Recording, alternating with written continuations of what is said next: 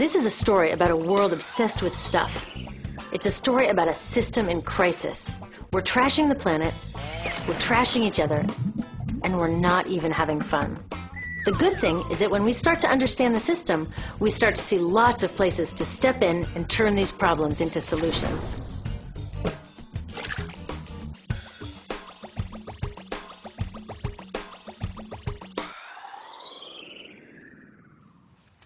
One of the problems with trying to use less stuff is that sometimes we feel like we really need it. What if you live in a city like, say, Cleveland, and you want a glass of water? Are you going to take your chances and get it from the city tap? Or should you reach for a bottle of water that comes from the pristine rainforest of Fiji? Well, Fiji brand water thought the answer to this question was obvious, so they built a whole ad campaign around it. It turned out to be one of the dumbest moves in advertising history. You see, the city of Cleveland didn't like being the butt of Fiji's jokes, so they did some tests, and guess what? These tests showed a glass of Fiji water is lower quality, it loses taste tests against Cleveland Tap, and costs thousands of times more. This story is typical of what happens when you test bottled water against tap water. Is it cleaner? Sometimes, sometimes not. In many ways, bottled water is less regulated than tap. Is it tastier?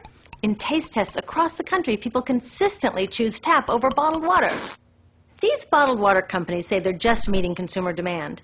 But who would demand a less sustainable, less tasty, way more expensive product, especially when you can get for almost free in your kitchen?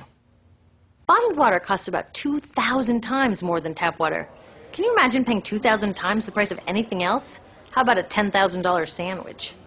Yet people in the U.S. buy more than 500 million bottles of water every week. That is enough to circle the globe more than 5 times. How did this come to be? Well, it all goes back to how our materials economy works, and one of its key drivers, which is known as manufactured demand.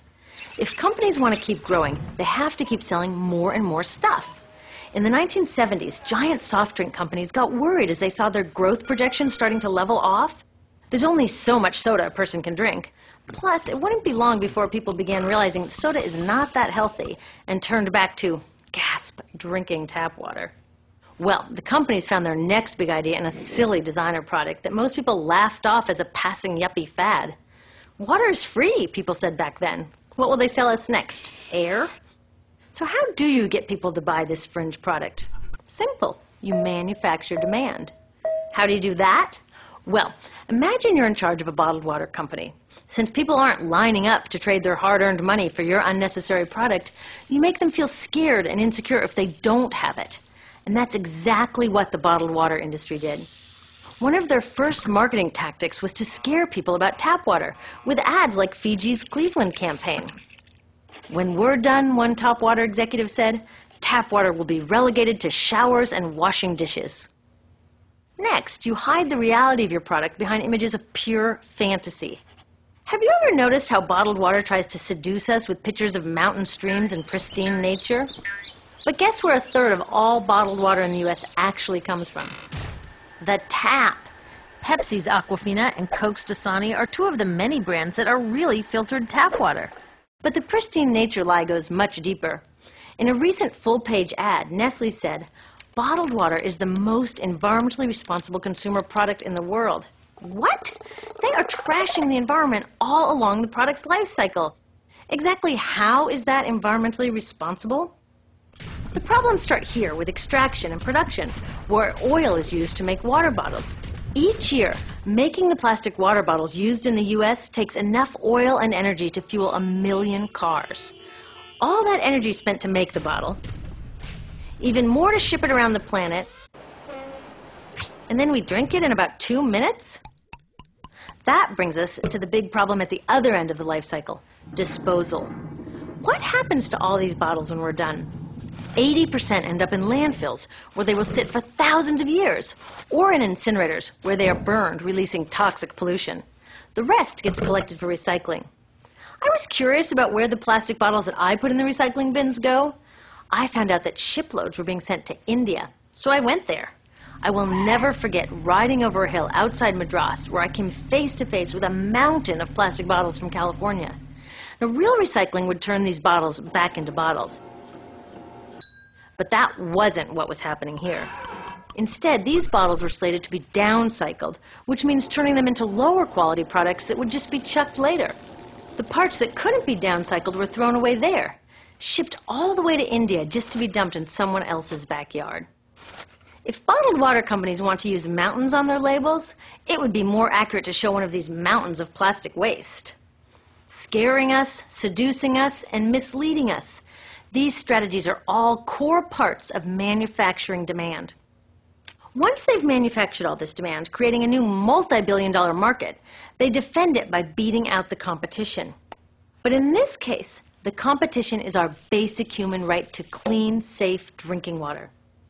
Pepsi's vice chairman publicly said, "The biggest enemy is tap water."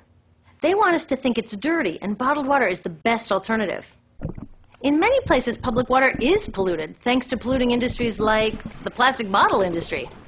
And these bottled water guys are all too happy to offer their expensive solutions, which keep us hooked on their products. It is time we took back the tap. That starts with making a personal commitment to not buy or drink bottled water unless the water in your community is truly unhealthy. Yes, it takes a bit of foresight to grab a reusable bottle on the way out, but I think we can handle it. Then take the next step.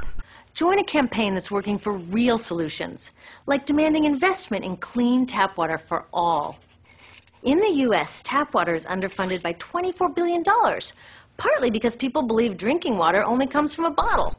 Around the world, 1 billion people don't have access to clean water right now.